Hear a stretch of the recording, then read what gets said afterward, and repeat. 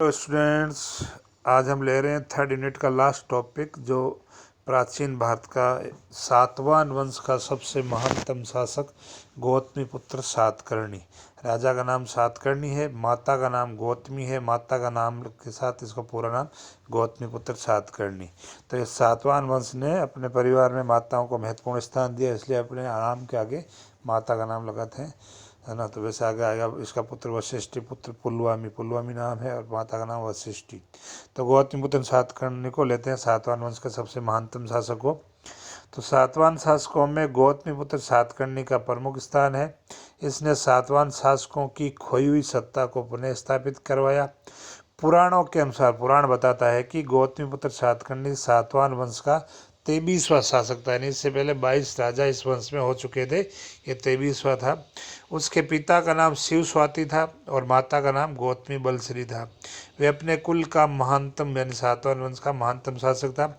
उसके 3 अभिलेख प्राप्त हुए हैं। गौतमी पुत्र सातकर्णी के 3 अभिलेख मिले हैं। 2 नासिक महाराष्ट्र में जो नासिक है वहाँ पर 2 मिले हैं, तथा एक कार्ले में मिला है। उसका पहला अभिलेख उसके शासनकाल के 18वें वर्ष के बारे में जानकारी देता है। जब यह शासक बना उसके 18 वर्ष की जानकारी पहला अभिलेख देता है। दूसरा उसके राज्यकाल के 24वें वर्ष का जो अभिलेख है। उसके अनेक सिक्के हैं जिससे हमें उसके राजकाज के बारे में महत्वपूर्ण जो पूरी जानकारी मिलती है। तो सिक्कों से भी, इसके कॉइन से भी इसके शासनकाल की महत्वपूर्ण जानकारी मिलती है। उसकी सैनिक सफलताओं और वह अन्य कार्यों के विषय में हमें उसकी माता गौतमी बलश्री की जो प्रशस्ति है, उसका जो है लेख है, उससे हमें जो है पुलवामी की प्रशस्ति तथा पुलवामी जो है सातकर्णी का बेटा जो पुलवामी है उसका नासिक अभिलेख है, उससे जो है गौतमी पुत्र सातकर्णी की जो है उपलब्धियों की जानकारी मिलती है। अब पहला पॉइंट इसमें लेते हैं गौतमीपुत्र सातकर्णी की सैनिक सफलताएं। तो गौतमीपुत्र सातकर्णी ने महाराष्ट्र के ऊपर आक्रमण करके महाराष्ट्र को अपने अधिकार में ले लिया। महाराष्ट्र तथा उत्तर प्रदेश के कई राज्यों को सैरात वंशों ने जो सातवाहनों से छीन लिया था। सैरात वंश जो था, जिसका नहपान शासक था, तो इन लोगों ने जो सातवाहनों से क्षेत्र छीन लिए थे, तो इसने वापस जो है, तो गौतमीपुत्र का प्रमुख उद्देश्य था इन राज्यों को पुनः प्राप्त करना। इसकी प्राप्ति के लिए उसने अपने राज्यारोहण के 16 वर्षों तक जो है पर्याप्त सैनिक तैयारी की। तो इन राज्यों को वापस हासिल करने के लिए उसने राजा बनने के बाद 16 वर्ष तक सैनिक तैयारी की। 17वें वर्ष में उसने एक बड़ी सेना के साथ सैरातों के राज्य पर आक्रमण कर दिया, और इस अभियान में सैरात नरेश नहपान को पराजित करके उसको मार डाला था, नहपान को। इस पराजय का उल्लेख नासिक प्रशस्ति में भी मिलता है। तो नासिक प्रशस्ति जो है उसमें भी इस जो है नेपाल की पराजय होने का और इसकी गौतमीपुत्र सातकर्णी की सफलता का उल्लेख मिलता है। अपनी विजय के बाद उसने नासिक के बौद्ध संघ, जो बौद्ध धर्म के संघ थे, उनको अजयकालीन नाम क्षेत्र उपहार में दिया। इस समय गोवर्धन के अमात्यों को उसके एक राजा ने जो है राज्य से निकाल दिया था। अमात्यों को, इन मंत्रियों को निकाल दिया था। तो उसे गौतमीपुत्र सातकर्णी ने अपने राज्य में शरण दी, और उसके बाद में कार्ल के भिक्षु संघ, बौद्ध संघ के जो भिक्षु हैं, उनको जो है परजक नामक गांव उपहार में दिया था, जो बौद्धों के लिए भी इसने काम किया। और सातवाहन वंश के उत्थान में सातकर्णी ने अनेक युद्ध किए। जोगलथम में मृद भांड जो मिले हैं, उनसे इसकी पुष्टि होती है कि जो है सातवाहन वंश के उत्थान के लिए सातकर्णी ने क्या क्या प्रयास किए। इसकी लगभग 13,250 मुद्राएं मिली है, जिसमें 2/3 से ज़्यादा नहपान की मुद्राएं हैं। तो सातकर्णी के समय की 13,250 मुद्राएं मिली है, जो ज़्यादातर नहपान जो सैरात वंश का शासक था उसकी मुद्राएं हैं। इनके मुख्य भाग पर चैत्य, बौद्ध धर्म का जो चैत्य है वो, और मुद्रा जो लेख है वो खरेष्ट लिपि में लेख लिखा गया, अंकित किया गया है। मुद्रा के पृष्ठ भाग यानी पिछले भाग पर उज्जैन का जो है चिन्ह, उज्जैन का चिन्ह बना हुआ, और नहपान जो सैरात वंश शासकता का लेख उत्कीर्ण है।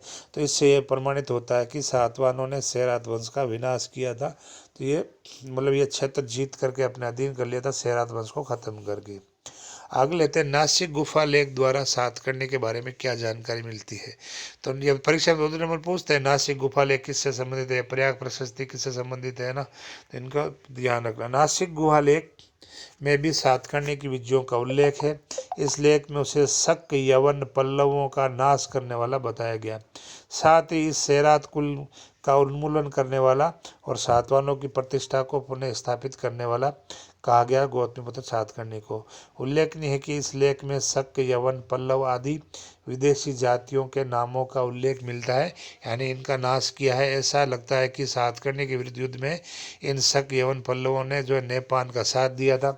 सातकर्णी ने सबको हराकर या तो मार डाला या उनके राज्य से उनको भगा दिया था। फिर अब बात करते हैं सातकर्णी की विभिन्न विजय, मतलब किन किन क्षेत्रों को इसने जीता था। तो अपनी सफलताओं से उत्साहित होकर के सातकर्णी ने विजय अभियानों को उत्तर और दक्षिण, यानी उत्तर भारत और दक्षिण भारत के अनेक राज्यों को जीतकर अपने साम्राज्य में जो है मिला लिया था। उसके पुत्र पुलवामी, जो वशिष्ठ पुत्र पुलवामी पूरा नाम, पुलवामी के शासनकाल में उत्कीर्ण नासिक अभिलेख, तो नासिक अभिलेख पुलवामी के शासनकाल का है, जो इसने उत्कीर्ण कराया में सातकर्णी की द्वारा विजित विभिन्न प्रदेशों का नाम पता चलता है। तो नासिक प्रशस्ति में उस जगहों का पता चलता है कि वशिष्ठ पुत्र गौतमी पुत्र सातकर्णी ने किन क्षेत्रों को जीता था। तो वो जगह है, पहला है ऋषिक क्षेत्र, जो कृष्णा नदी के बीच का, कृष्णा नदी का तटीय क्षेत्र है। दूसरा है अस्मक क्षेत्र, जो गोदावरी नदी का तटीय प्रदेश है। तीसरा है मुल्लक, जो पैठन, गुजरात का सीमावर्ती जो क्षेत्र है पैठन गुजरात वाला, वो है। सौराष्ट्र, ये काठियावाड़ वाला गुजरात का प्रदेश है। क्रक्कर यानी राजस्थान का जो प्रदेश है। अपरांत यानी कोंकण वाला प्रदेश। अनूप यानी नर्मदा नदी का तटीय प्रदेश। विदर्भ यानी जो मध्य प्रदेश का क्षेत्र, महाराष्ट्र मध्य प्रदेश क्षेत्र। आकर यानी पूर्वी मालवा का प्रदेश। अवंती यानी पश्चिमी मालवा का प्रदेश। यानी नासिक प्रशस्ति बताती है हमें कि सातकर्णी ने इन क्षेत्रों को जीता था। अब बात करते हैं सातकर्णी के विशाल साम्राज्य की। तो सातकर्णी के नासिक अभिलेख से पता चलता है कि उसका साम्राज्य बहुत विशाल था। इस नासिक प्रशस्ति में बताया गया है कि उसके घोड़े 3 समुद्र का जल पीते थे। 3 समुद्र कौन सा? पूर्व में हो गया बंगाल की खाड़ी, पश्चिम में हो गया अरब सागर, दक्षिण में हो गया हिंद महासागर। तब समुद्रों का पानी पीने लायक नहीं होता, लेकिन कहने का मतलब है कि ये क्षेत्र जो है इस गौतमीपुत्र सातकर्णी के अधीन थे। इसी से इस तरह शब्द का तात्पर्य निकलता है कि वो ये क्षेत्र इसके अधीन थे। तो 3 समुद्रों से तात्पर्य है बंगाल की खाड़ी, अरब सागर और हिंद महासागर। इससे स्पष्ट है कि सातकर्णी एक दिग्विजय सम्राट था, जिसके समय में सातवाहनों की प्रतिष्ठा अपने चरम पर थी।